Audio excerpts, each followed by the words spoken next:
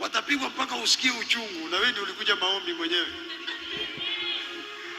Mtu anapigwa mpaka unasikia uchungu, unasema lakini mimi najua kwa nini anapigwa.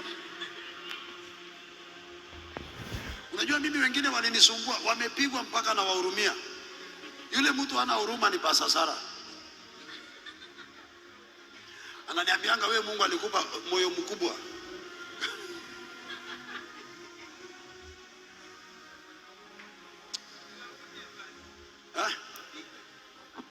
Nisiwahurumie?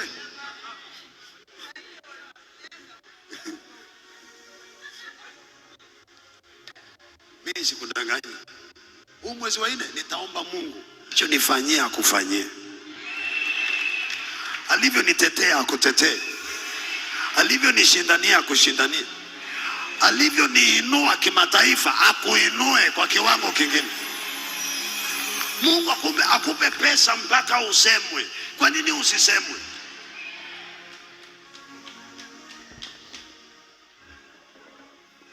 Yaani rais anatoa pesa mpaka wachungaji hawataki. Wewe si pia ubarikiwe mpaka utoe pesa mpaka wengine waseme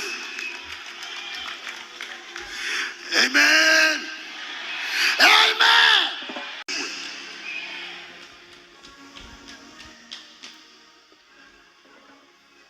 Yaani rais anatoa pesa mpaka wachungaji hawataki. Wewe si pia ubarikiwe mpaka utoe pesa mpaka wengine waseme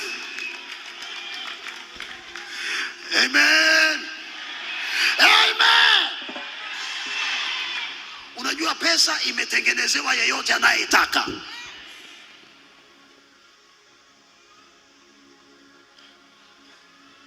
Muulize mwenzako, wewe ushawahi kusemwa pesa zako si nzuri? Ama ushawahi kuambiwa umemkalia mumeo? Ukiambiwa hivyo ujue wewe unapendwa kwa hiyo ndoa. Relax. Ni wivu inasumbuanga watu.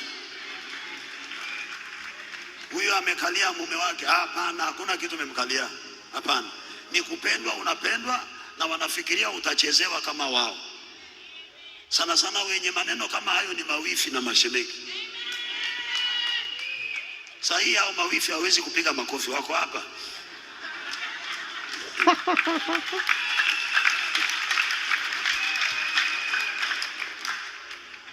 Pasa muombe ndugu yangu, mke wake amemkalia.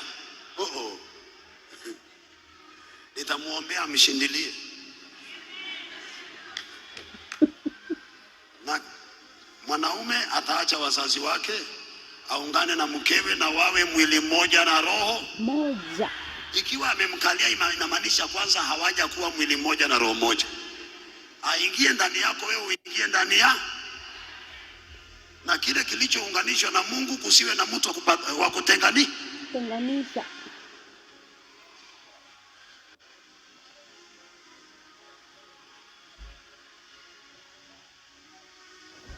Mimi nimemaliza mahubiri, naanza chapter nyingine.